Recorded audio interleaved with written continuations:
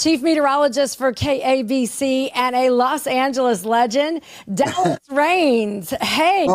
Oh my goodness, Amy, great to see you. Good to see you. It's been a minute, but I'm so excited for you. Congratulations on 40 years. Can you believe that? I can't believe it either. When I first came out to KBC, and my wife and I was working at CNN, and we had lots of weather going on all the time, right? And some of my buddies said, "You're going to Los Angeles. That's a Mediterranean climate. You won't have any hurricanes. What are you going to do?" I said, "I'm just going to go out for a couple of years and just enjoy it, and then maybe come back onto the East Coast." And that was 40 years ago, Amy. It really is an incredible accomplishment. Do you remember back to starting the job? I mean, what are your first memories? Oh, absolutely. When I first came in, I actually had, is fascinating, I had a dream while I was still in Atlanta that I was walking up to a studio with these beautiful palm trees. And I thought that was a weird dream. I even told my wife, I said, that was kind of odd to have this dream, because maybe it's a Florida studio that I'm going to be working for, a television station. And the first day I walked into this building, it was exactly kind of like a premonition. Wow. It was truly unbelievable. I walked up and there's these beautiful palm trees that says KABC, Los Angeles. And I thought, oh my gosh, that came true. But it's been so exciting because the weather out here, yes, is Mediterranean, as you know, but we're surrounded by all these microclimates. 1 hour you can ski and snowboard up in the local mountains. We have beaches. We have two different types of deserts. We have a high desert, the Mojave Desert. We have the Sonoran Desert. So, and then the valleys, and all the little valley areas have a little different microclimate. So it turned out a lot more challenging than I thought it would be, coming from Florida and Georgia and having to deal with tornadoes and hurricanes, even though, as you know, we've had a couple of twisters. Of course, yes. I mean, that really, you can't rule anything out. And it's crazy because the reputation is that it's always sunny in Southern Cal. Yeah, it is. That's not true. Oh, there used to be a great song. I can't remember who did the song, but it was like, "It never rains in California, but girl, let me warn you, it pours, it pours." And it's so true. In the wintertime, if we get a El Nino, I mean, I've seen, not quite as heavy as when I was in Florida, right? I mean, nothing's like a tropical downpour. But I've seen rain out here that is amazing. And of course, everyone sees it when they see the mudslides and everything from California. So I think people just kind of forget that we have a winter season, and it can be pretty prolific. When you talk about that here, even in recent times, we've had some wild weather come through. Yes. The wildfires were exceptional, and that's all driven by the wind. You've got the rain that came after. You mentioned the mudslides. Do you see one hazard as superseding another, or even an earthquake? Yeah, that's a great question.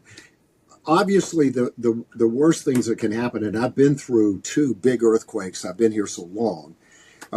I think without a doubt the earthquakes are the scariest. If it's above a 6 or 6.5 and the epicenter is close to populated areas, that's the most frightening. But followed very closely by the fires. The fires are just so frightening because we can, as meteorologists, we can forecast the atmospheric conditions that will produce these types of winds, but trying to figure out how to stop the ignition point of these. And they're all caused by people. 95 to 98% of all the fires in Southern California are generated by people. Now, that's not necessarily an arson, but it is people doing maybe something really not very smart, a bad decision. I think that happened east just a little while ago, a couple of big fires back east where they had some red flag warnings. Had winds kind of like we did. And I heard on the news that someone decided they'd go out and make some s'mores or something. And, the winds were blowing 45 miles an hour. So people make mistakes. But once the fires are initiated and the winds are blowing, say, at hurricane velocity like we had, it's almost impossible to stop them. They really are. The aircraft at a certain velocity, I think it's about 50 knots right in there or just below, fixed wing aircraft cannot fly, helicopters cannot fly, and these things are just, and it's so populated, right? We've built, a big community here of 25 million people, and we all live in these little canyons. I mean, I've lived out of the 40 years, I've lived in quite a few houses. My wife is a flipper. He flips a house every 2 years. Wow. About half of those homes we've lived in have been in canyons. And we love it because it's so beautiful. We have deer and wildlife in the yard. But when the Santa Ana winds blow, it becomes very frightening. I mean, we think, oh, dear Lord, hope nobody starts a fire. Right. I had a good conversation with Chris Christie, there, one of your colleagues, about this. Yeah, He's love great as well. Yeah, Chris is great. He's such a talented journalist, but he really said the same thing as you after witnessing this, firsthand, that the wildfires are terrifying. But the earthquake, I was in Camarillo. I lived in Camarillo during a portion of my early career. And right. I also was in the Northridge earthquake, which was, I think, a 7.4. That was 94. That was a huge quake. I was in that one too. That was frightening. Very terrifying. Were you in the Northridge area, Amy, when that quake? I was just a block from CSUN, which of course had a partial collapse, but it was terrifying because I was, from the Midwest. I'd never been in an earthquake. I had no idea. And these people I was staying with, they grabbed their go bags. They went outside. They were totally ready for it. Right. Yeah, it's frightening because it's not like a weather event where we have a tornado watch. We see the conditions developing, the winds start to blow from the sun. You kind of feel this going to happen over the next, 18 hours or whatever. Hurricanes, same deal. All this, but this thing, you get up one morning, it's like today, everything's beautiful, and all of a sudden an atomic bomb hits. Just boom, like that. It really is frightening. One thing I think a lot of people probably might be surprised to learn about you, because you're such an icon for Los Angeles, is that you are from the South and you actually have a lot of experience with severe weather and even storm chasing. Oh, absolutely. Well, that's what I got interested in meteorology.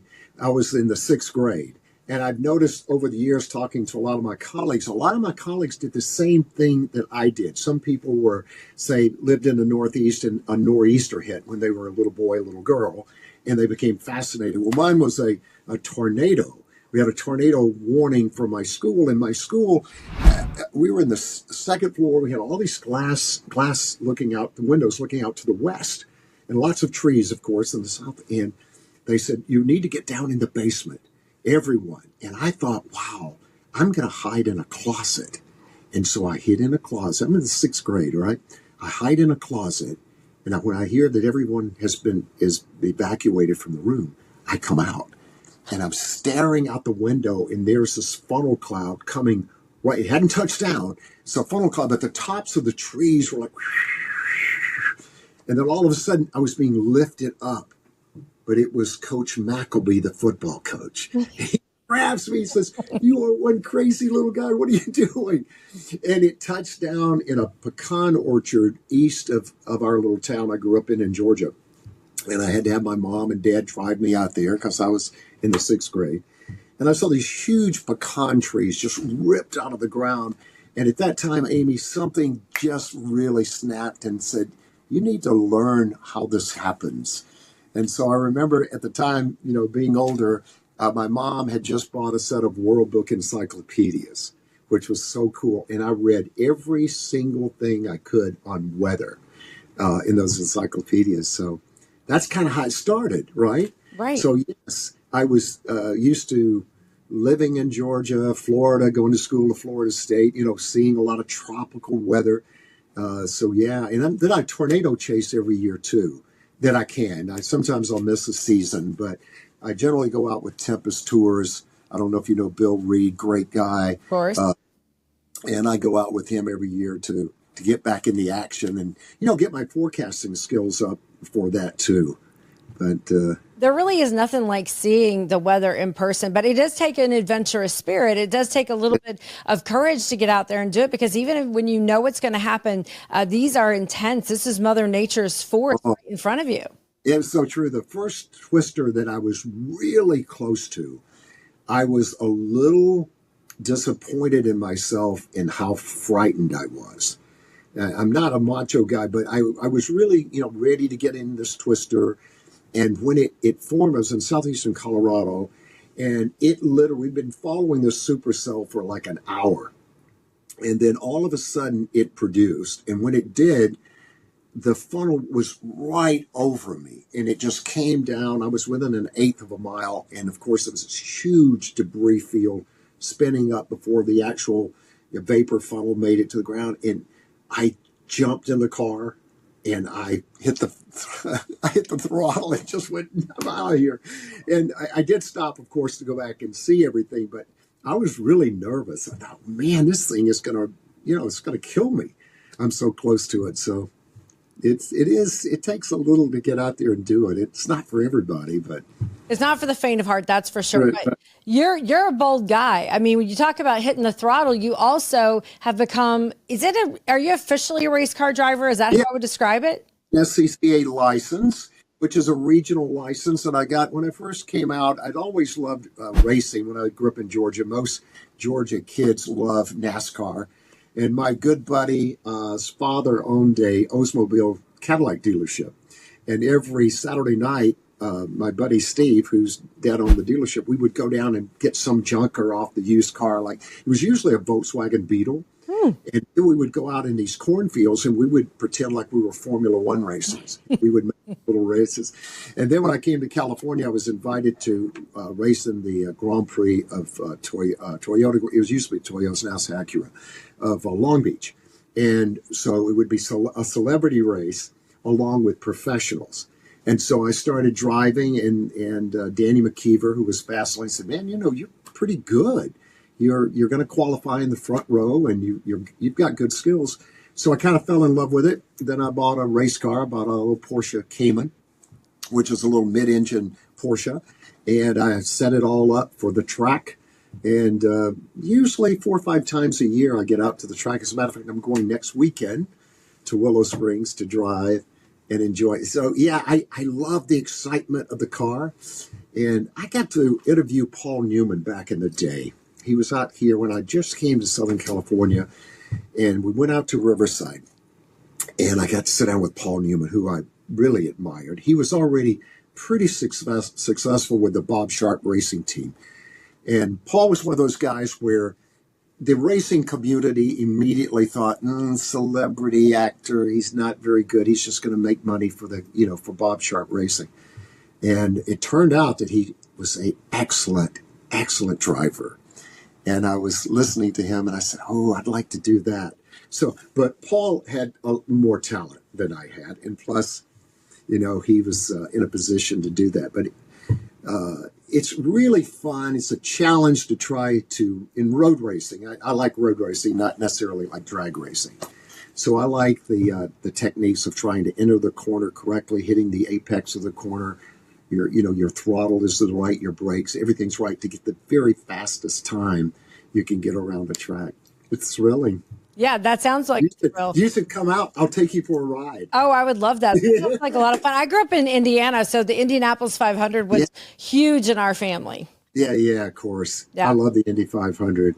When you look at your career and you look at some of these opportunities that you've had, I mean, you got to go into the racetrack. It sort of broadened a bigger opportunity for you, meeting celebrities over the years. When you look back at your career, do you have some defining moments or highlights that you just cherish that you're like, wow, this job brought me to this opportunity?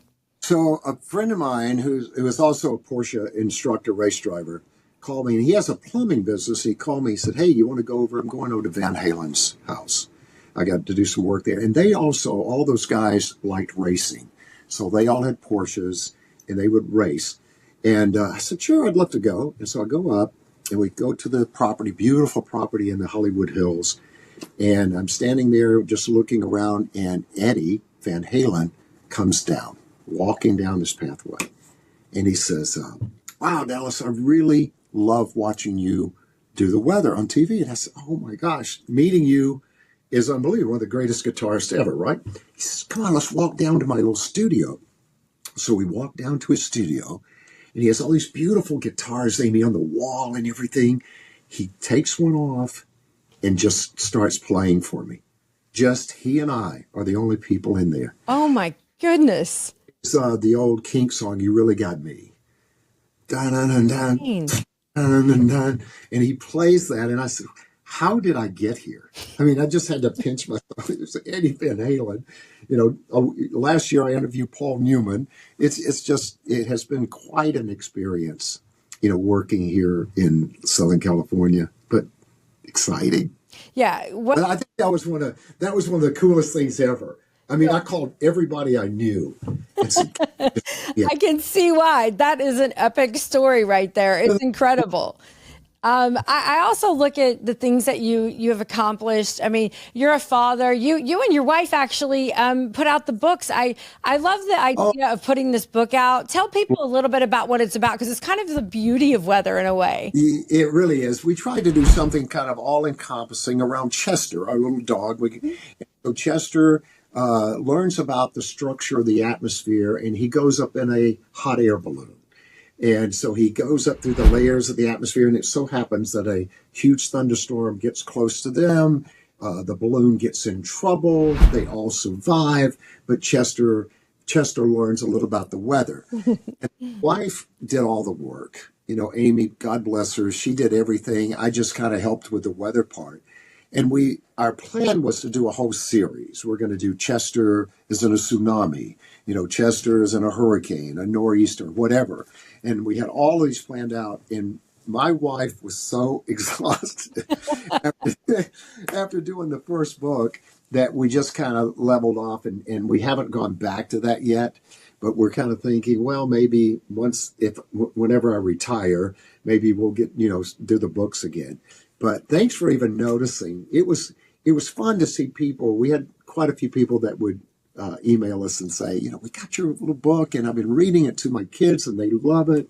It is. It's fun. And incorporating a character, like pets, it also gives Yeah, people a familiarity with the weather, and it sort of brings it to life in another way, which I love. That's a great idea. And I love it when people do that, because any thank way you. we can educate at any level about weather is important. That's what I wanted to do, because I wanted look, I know in your career you probably have something similar, but I think one of the greatest compliments that I have received in doing weather on television is when a parent comes up to me and says, my daughter or my son got interested in science. They may have gone into biology or something, or astronomy or whatever, because they watched you on television. And on TV, as you probably know from seeing me, I try to do a little science in every show if I can. In broadcast TV, that's not always possible. But I do try to do a little something like today. We'll do the vernal equinox of the Earth, and the tilt of the Earth and that kind of thing. And I try to do that as much as I can. But that's my greatest compliments, when they say, my daughter, my son would watch you. And I thought, I did the same thing when I was a little boy. I had a famous weathercaster, Doug Wallace. He was over in Columbus, Georgia, not even a big market. And you'd love to see me. He'd start the weather with a chalkboard. It was a chalkboard, Right. United States, nothing on it. And he would draw all the fronts, all the pressure systems. And he would it was so fun to watch him. He would get chalk all over his hair, at the end. If you came in at the end of the weathercast, Amy, you couldn't tell what it was. It was just chalk everywhere. Right. But I started watching him, and he was so fascinating how he told the story of the weather, how it moves and progresses, So, Well, a lot of people, they're impressed by those stories, how the weather used to be told. Kids are impressed by what you do in the lessons you tell. But I find that sometimes my own kids aren't too impressed. Are any of your kids into performing or into science or weather or anything? it's interesting. My son is an attorney, and really, really, I mean, because his intelligence, his high IQ came from his mother, not from me. I was a very average guy, but he really is interested in sciences, but went down the law area. But we just got back from Moab. We went over to Arches together, just the two of us. Beautiful. I love it. It's one of my favorite places. Arches, and we did everything. We got on the razors, and we would go up, and we had a beautiful sunset. And he started talking to me about crepuscular rays, and he said, "Look at the sunset, Dad, and check out the particulates." And I was thinking, wow, he did listen. The two girls love weather, and they watch me. One of my daughters she went to SMU and studied art history, and she loves the art. And I can go to like the Norton Simon with her, and she'll tell me all about, the painters and the Renaissance. And then my other daughter does hair and makeup, so she's very happy with her life. But none of the three kids wanted to, do weather on TV. That's okay. But it's good, yeah. interesting. How about yours? Did you say you have a? Yeah, I have 4 children. I have 3 boys and 1 girl. None of them are interested in television. Like I say, they're more impressed, with them if I'm working with someone that they've seen on TikTok or something like that. Right. Yeah, right. that's they go. impressive. Okay. Oh, that's funny. Yeah, it's a whole different world, isn't it? One thing I was talking about last night, we had a dust devil that I used that was from Texas that I used on the air last night. It was a great video. And I don't know if you're still really young, but one thing that I love is all the cell phones. I see things that scientists never saw before, like a tsunami. You would hear about a tsunami, right? But you would never see it. Right. And then now we have people in Indonesia on vacation, and they're taking videos of tsunamis and all of the tornadoes video we see. It's just amazing, isn't it? It really is. It really is quite impressive what happens. Which brings me to this question: when you have something that's dynamic or extraordinary in the forecast or unusual, you make a point. And I love this. I want to know the origin. How did it start? Like the Dallas dip, the squirrel. How did these things start up? It was funny because I get so excited about, communicating what I feel is so dynamic in the weather and the climate and all that. And I think what it was almost comes back from my old days of football. You got to make a move here. You've got to, get your footwork right if you're a quarterback. And so I kind of said, okay, well, look at the jet stream's going to dip down here. And I still like to draw. I think I'm one of the few TV meteorologists that still likes to draw on the air, but I'll draw using the electronic drawer. And it just kind of was part of the movement to get to, when you're doing the weather and you're standing there, you may have at a lower latitude something that you just kind of point at, right? I said, no. That's a subtropical jet stream. I got to go get that. And so I'll run down there and I'll bend. And then people started commenting on it. So, Dallas, we like the Dallas dip. You're moving. It's exciting. We had a video sent to us one time that I still have. It's a little dog like Chester. And the lady said, you've got to watch this, because she starts with the news. And the little dog is sitting on the couch. Nothing's going on. There's the news. And I come on to do the weather. And I kid you not, Amy, the little dog jumps up in front of the television, gets up on its hind legs, and while I'm doing the Dallas dip, it's doing that. One of the cutest things you've ever seen in your life. But and so it just kind of became part of my delivery after people liked it. And I said, okay, well, I didn't realize I was, doing it. I realized it, but I thought, well, it's just part of what I do. And then it became like this thing, I guess. Yeah. And it's become something that people recognize. They love it. It's a little thrill in the newscast. I love it when I see, if I catch a clip of you here or there, I see it. I'm wondering, with that golf swing, are you actually a golfer? Yes, I am. I love golf. I'm not really good at it. I remember when I started playing golf, a friend of mine said, oh, you were an ex-quarterback. You'll be great, because quarterbacks are really good golfers. And after about 2 or 3 years, I said, when is this thing going to happen? I mean, it's so difficult of a game to play, but I do love golf. Yeah, it's a chance. And sometimes, Amy, for me, I'll do this thing where I'll go back to visit my folks in Georgia. And I'll put my golf clubs in a bag, and I'll go from Atlanta back to Tallahassee and just have a golf deal. It's just me. I'll take my golf clubs and I'll stop at all these little golf courses, all the way from, say, Ellaville to Albany, the little towns that you go through to get to the Florida Panhandle, and just play golf. That's it. I'll see a few friends in Tallahassee and come back and do the same thing. That sounds pretty sweet. That sounds like a pretty good vacation.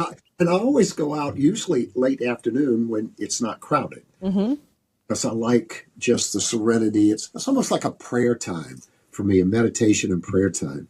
Play golf. I don't throw the clubs. People say, "Well, you made a terrible shot. Why aren't you mad?" I'm saying, "You know what? Nobody's paying me to do this." Yeah. So if I'm not getting paid, same thing with race car driving. If I don't have a great time, I guess, okay, nobody's paying me to do this. This is a hobby.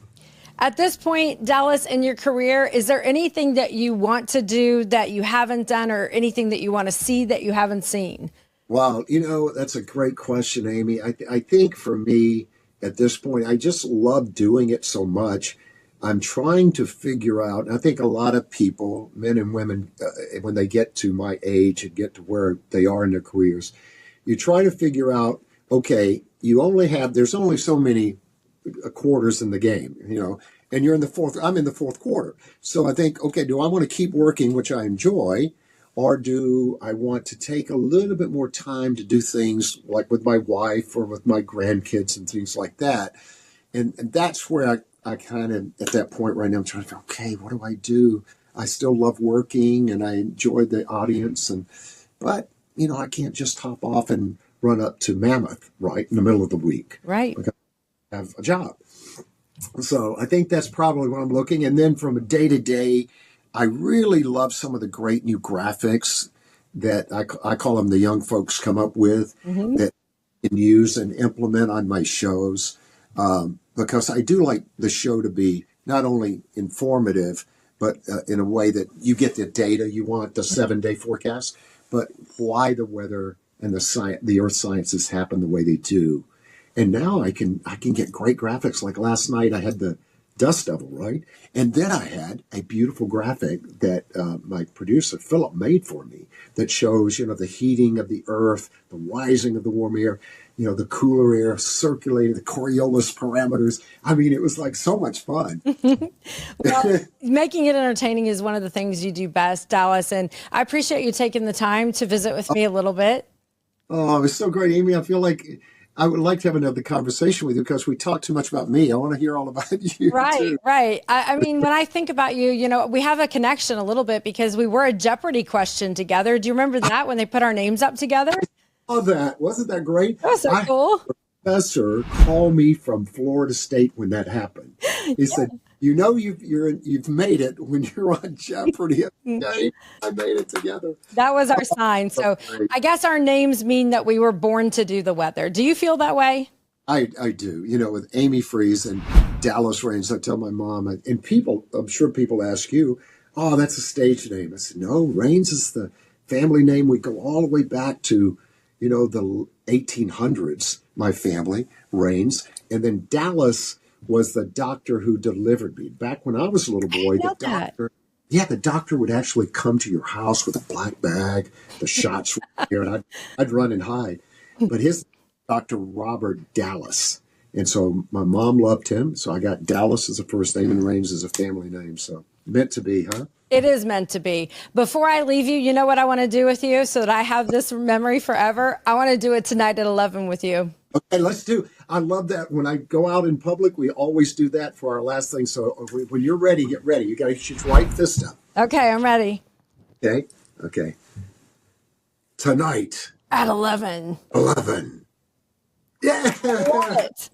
It's so fantastic to see you. And I just wish all the best for you. So many people admire your career and admire who you are. You've been such a great example over the years of being a station scientist and doing such a great job in your community. So LA is a big place to do it, but you've done it right.